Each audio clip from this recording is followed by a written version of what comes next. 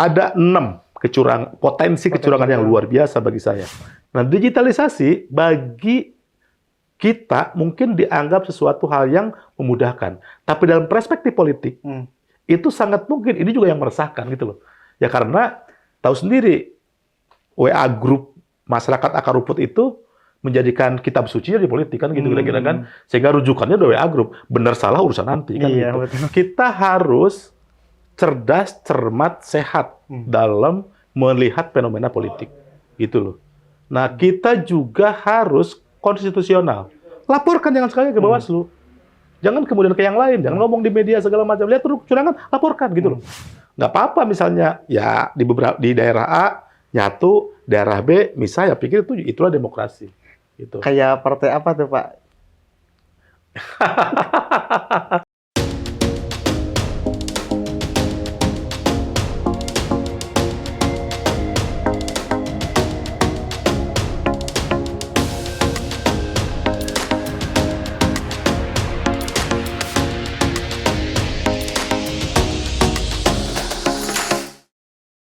Assalamualaikum warahmatullahi wabarakatuh. Ketemu lagi di program Jabar Express ID Talk. Kali ini saya Erwin Mintardiasa sedang berada di kantor Lembaga Survei Visi Nusantara Maju.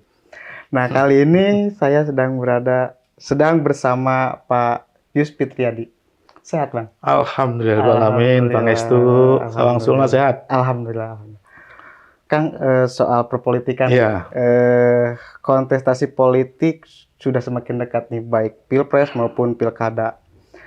Di setiap banner dan spanduk tuh di medsos maupun langsung udah terpasang sosok-sosok yang ada yang pakai peci yang menandakan dengan sosok kesolehannya, jas menandakan keprofesionalannya dan jas dasi gitu. Nah, untuk peta politik di kabupaten dan di kota Bogor ini seperti apa, Bang, menurut Abang sendiri? Ya kalau kita baca peta politik di Bogor ataupun sama di beberapa daerah itu kan itu ada 4, kita mau baca peta yang mana. Misalnya kita bicara peta partai politik gitu loh. Yang kedua misalnya peta calon presiden dan wakil presiden. Kemudian juga peta calon anggota legislatif dan juga peta dinamika politik yang sekarang ada di tingkat pemerintahan Kabupaten Bogor, baik bupati, wali kota maupun anggota legislatifnya. Nah, kalau dalam perspektif partai politik, kita melihat hasil survei Lembaga Studi Visi Nusantara itu PDIP di Bogor itu Gerindra yang masih unggul, dan baru kemudian menyalip nomor 2 itu Golkar. Nah, memang ini kayaknya tidak terlalu bergeser signifikan dalam konteks kepartaian pada aspek nomor urut. Namun dalam perspektif prosentase itu memang ada peningkatan cukup signifikan dengan Partai Gerindra. Nah, hal itu karena mungkin itu Prabowo Effect. Dan itu pun juga terjadi di Kota Bogor, juga terjadi di beberapa tempat yang lain di Kabupaten Bogor, termasuk akhirnya mempengaruhi suara di Jawa Barat. Nah, emang ada hal yang menarik adalah terjun bebasnya PKS di Kabupaten Bogor. PKS itu kan 2011 dia nomor 2. Namun dalam perspektif hasil survei LSP News terakhir itu berada pada nomor 4. Jadi itu kan terjun bebas. Dan yang kedua adalah P3. P3 yang saya pikir relevan dengan hasil lembaga survei yang lain, bahwa kemungkinan besar ataupun potensi untuk mendapat tidak masuk ke dalam parliamentary threshold itu cukup besar. Itu dalam perspektif partai politik. Nah, dalam perspektif calon presiden dan wakil presiden, saya pikir Jawa Barat pada umumnya itu masih didominasi oleh pemilih Prabowo. Itu cukup besar. Bahkan mungkin dalam peta beberapa survei itu sekarang itu sampai pada angka 43%, 46%. Bahkan kalau kemudian dia getol mempengaruhi publik, itu bisa jadi di Jawa Barat khususnya itu menang 1 putaran, khusus Jawa Barat ya. Nah, yang kedua adalah oleh Anies Baswedan dan Caimin, dan yang ketiga adalah Ganjar Pranowo dengan Mahfud. Dan itu antara Ganjar dan Anies itu dekat, tidak terlalu signifikan jauhnya seperti dengan Prabowo. Nah itu juga mungkin sebagai gambaran perolehan suara 2024 besok di Jawa Barat. Ditambah kemudian ada dua sosok di Jawa Barat yang cukup kuat dan semuanya itu backup Prabowo, yaitu Ridwan Kamil dan Deddy Mulyadi. Nah ini dua-duanya, yang satu dari Golkar, satu dari Gerindra, kemudian menjadi komandan tempur dari pasukan tim pemenangan Prabowo Gibran di Jawa Barat. Sementara di Caimin itu atau di Anies itu ada Ahmad Syaihu. Ahmad Syaihu juga dipasang untuk pemenangan Amin di Jawa Barat. Itu nanti akan berhadapan dengan Ridwan Kamil dan Deddy. Dan sementara di PDIP ini, di Ganjar Pranowo ini tidak punya sosok yang kuat, gitu loh, untuk menjadi orang yang punya figur sentral yang kuat di Jawa Barat, sehingga itu akan semakin mempertegas bahwa mungkin di Jawa Barat Ganjar Pranowo dan Mahfud MD tidak terlalu signifikan hasilnya pada pemilu 2024 mendatang dibandingkan dengan Amin dan Prabowo. Ya, Bang tadi disebutkan bahwa ada kemerosotan dari partai PKS dan P3. Nah itu apa sih pengaruhnya? Kalau saya melihat kalau PKS itu jadi ada 3 faktor. Yang pertama adalah PKS itu kan baru sekarang itu akan merubah bentuk partainya menjadi partai yang inklusif, harapannya gitu loh. Sedangkan pemilu-pemilu sebelumnya terlihat PKS itu menjadi partai yang inklusif. Nah, ketika kemudian mereka akan merubah, itu juga tidak mendapat respon yang positif dari publik gitu loh. Sehingga perubahan ini cukup telat gitu loh. Tidak kemudian kenapa nggak dari dulu aja menjadi partai yang inklusif gitu. Pertama, yang kedua,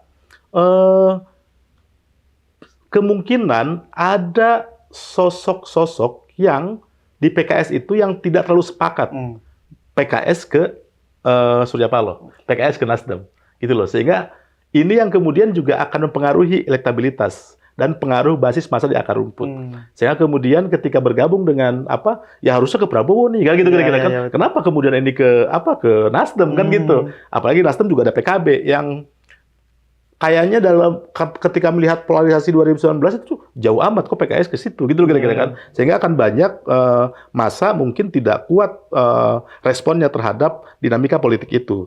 Nah, ditambah saya pikir yang mendapatkan insentif elektoral yang amat sangat kuat dengan bergabungnya Anies di koalisi perubahan itu adalah hanya Nasdem gitu loh. PKS dan PKB itu tidak terlalu mendapatkan berkah elektoral atas Anies bergabungnya di Nasdem di koalisi perubahan itu. Nah, yang ketiga, tentu saja sedikit banyak adanya Gelora itu juga merubah elektabilitas PKS karena mau tidak mau ya di Gelora pun sosok-sosok ya hampir semuanya itu juga PKS.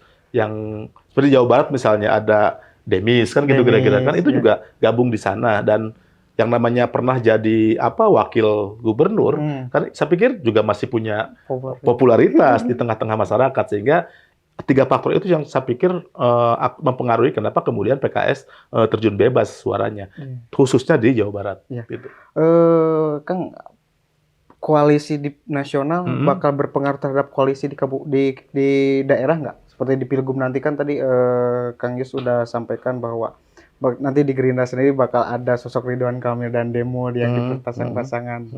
Bakal berdampak nggak? Kemungkinan besar sih akan seperti itu karena beda pilkada sebelumnya dengan pilkada yang akan datang. Yang pertama, pilkada yang akan datang itu kan kira-kira kan serentak seluruh Indonesia. Akhirnya kemudian ketika memilih koalisi di masing-masing daerah, di masing-masing provinsi, kabupaten kota itu cukup sulit, cukup lama, sehingga ya udah instruksi pusat aja gitu kira-kira. Nah, kemudian yang kedua juga ada jeda yang cukup pendek antara Pilpres dengan pilkada.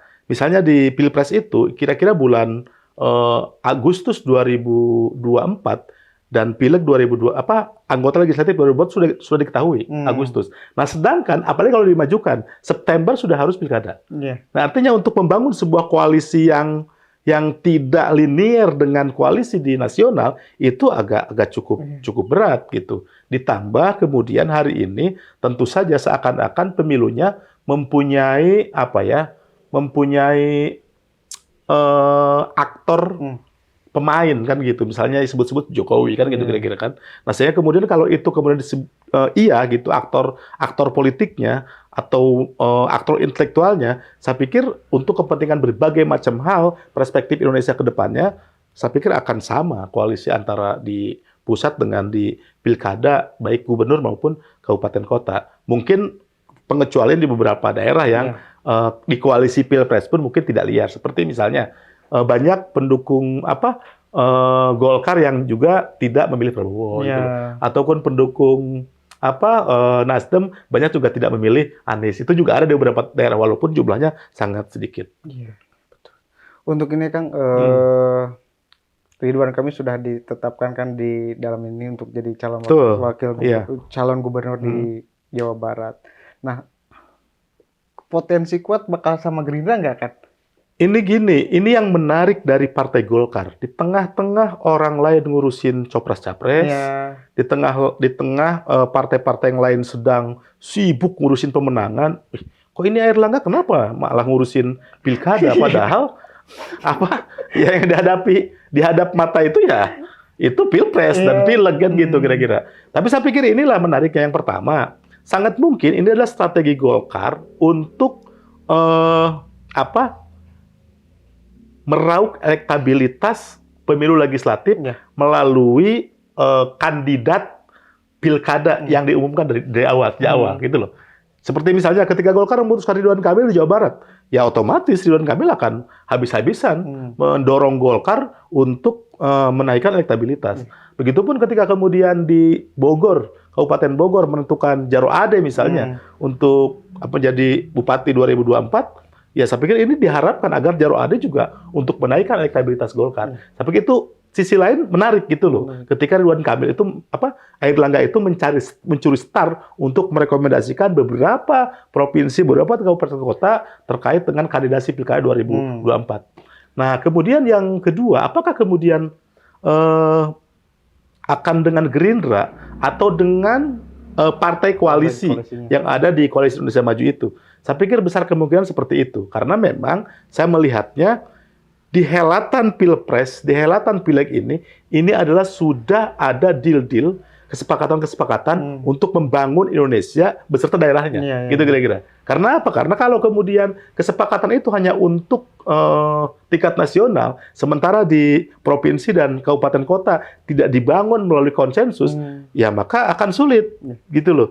Dan faktanya mungkin hari ini juga agak sulit kemudian membangun Indonesia karena faksional yang ada di kabupaten kota dan provinsi itu faksional lebih banyak.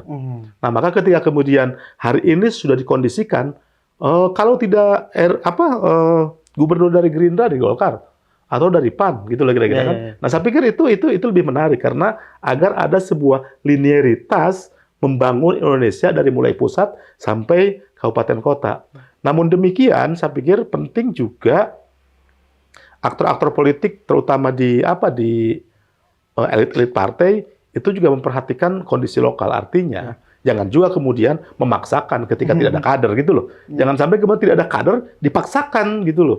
Itu kan akan merusak juga. Nggak apa-apa misalnya ya di daerah A nyatu, daerah B misalnya, pikir itulah demokrasi. Gitu. Kayak partai apa tuh Pak?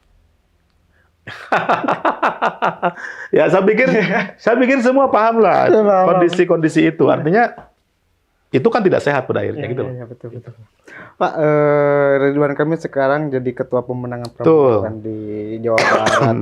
Ada kemungkinan jadi menteri nggak Pak? Atau mengambil pilihan menteri nggak Pak? Karena kan secara kontribusi jika menang pasti mempunyai kontribusi besar dong. Saya pikir kalau Prabowo ditakdirkan menang untuk jadi presiden dan Gibran wakil presiden, potensi amat sangat besar Ridwan Kamil untuk ditarik ke menteri. Gitu loh. Karena memang dia mau tidak mau Jawa Barat adalah suara terbanyak dan kontributor terbesar ketika kemudian Prabowo menang, gitu loh. Nah, tinggal sekarang Ridwan Kamil memilih menteri atau memilih gubernur. Kalau menteri kan 2019 juga sudah mulai digadang-gadang kan gitu. Nah, sekarang juga saya pikir potensinya jauh lebih besar gitu loh.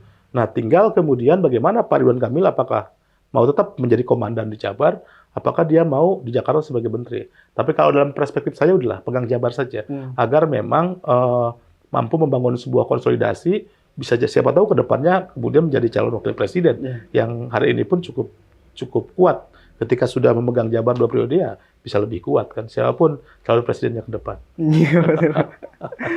Bang, untuk di Kabupaten Bogor sendiri katanya sarang P3. Enggak, sebetulnya enggak. Sebetulnya tidak pernah P3 menjadi pemenang di Kabupaten Bogor. Cuman P3 itu hanya urutan keempat, urutan kelima. Tapi sudah 3 periode itu bupatinya dari P3. Nah, yakin ini adalah kepiawaian seorang Rahmat Yassin dalam mengelola berbagai macam dinamika politik waktu itu. Sehingga kemudian bagaimana P3 yang bukan partai pemenang itu mampu menjadi ketua DPRD, mampu menjadi bupati. Itu pertama. Nah, yang kedua, saya melihat yang lain tidak ada sosok. Sepertinya kalau kita lihat misalnya, dari PDIP siapa sosoknya? Setelah karyawan Fathur Rahman yang menjadi wakilnya Rahmat Yassin dulu. Nggak ada. Ataupun misalnya di Golkar hanya sekarang itu nyaris hanya punya Jarod Ade. Itu pun baru muncul 2 periode ini. Karena dulu itu dia masih di DPRD. Gerindra apalagi? Gerindra itu belum ada yang muncul, baru hari ini muncul. Iwan Setiawan karena dapat durian runtuh gitu kira-kira kan. Karena bupatinya kena kasus hukum, maka Iwan naik baru hari ini.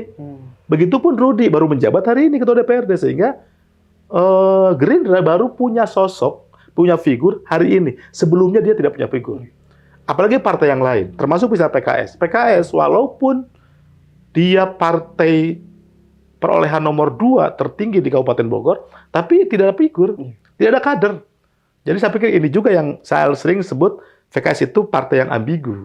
Karena memang sisi lain dia sering menyebut partai kader, tapi untuk nyapres nyalonin orang, untuk nyagub nyalonin orang, untuk calon bupati juga nyalonin orang, sehingga kok partai kader kok begini gitu loh.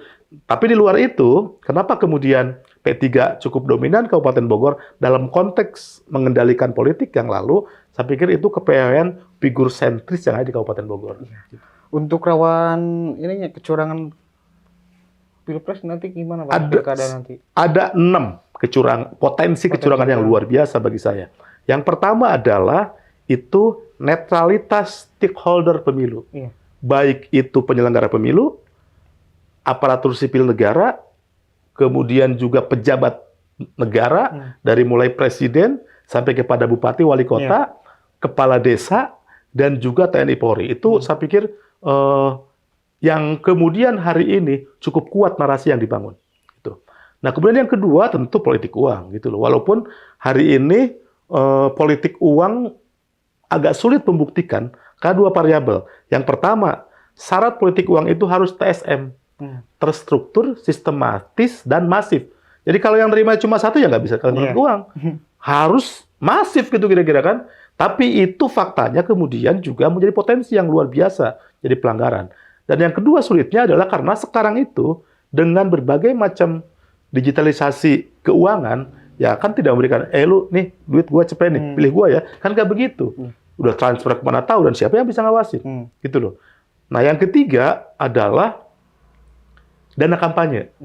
Dana kampanye apalagi dalam konteks Pilpres disebut-sebut dana asing gitu loh.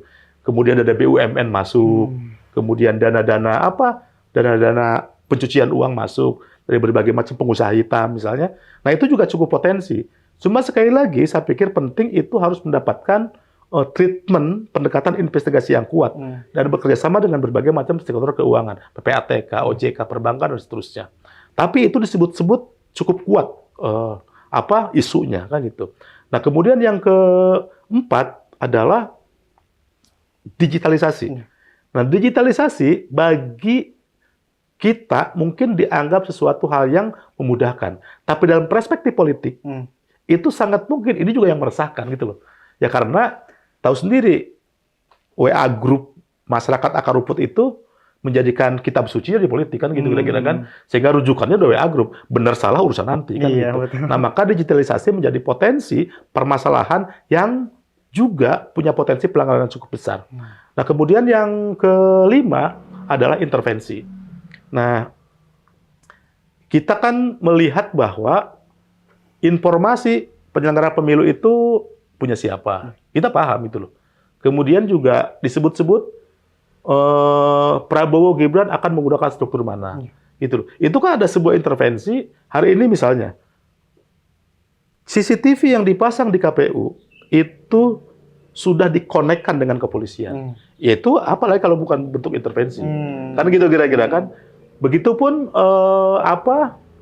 tenda-tenda kepolisian misalnya itu akan dipasang hampir di semua kantor Bawaslu.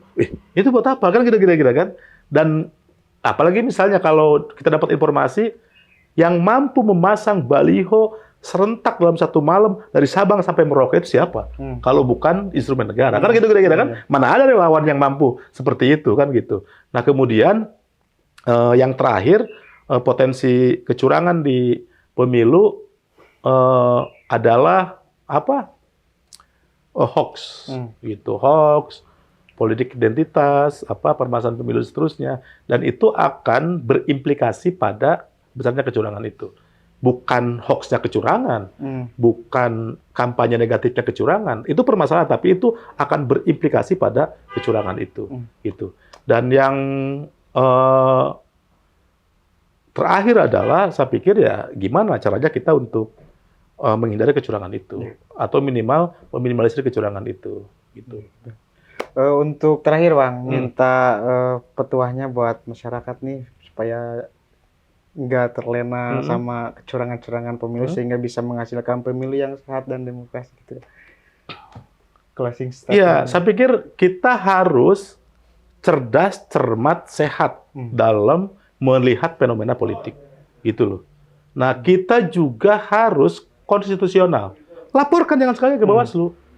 Jangan kemudian ke yang lain, jangan ngomong di media segala macam. Lihat terus kecurangan, laporkan gitu loh. Saya pikir ini penting. Dan yang terakhir adalah bagaimana pemilu ini milik semua rakyat Indonesia. Maka seluruh rakyat Indonesia harus bertanggung jawab terhadap pemilu itu adil, bermartabat, dan jujur. Iya. Gitu. Sip. Nah, warga Jabar, mungkin itu yang kami bincangkan soal peta perpolitikan nasional, daerah, dan di Jawa Barat. Mungkin banyak tercerahkan ya, Kang?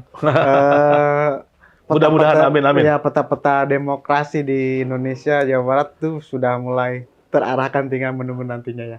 Mungkin pertemuan kita hari ini begitu aja ya, Kang Yus. Siap, hatur nuhun. Hatur nuhun. Undur diri untuk semuanya. Saya Erwin dan Kang Yus Fitriadi. Assalamualaikum warahmatullahi wabarakatuh. Assalamualaikum warahmatullahi wabarakatuh.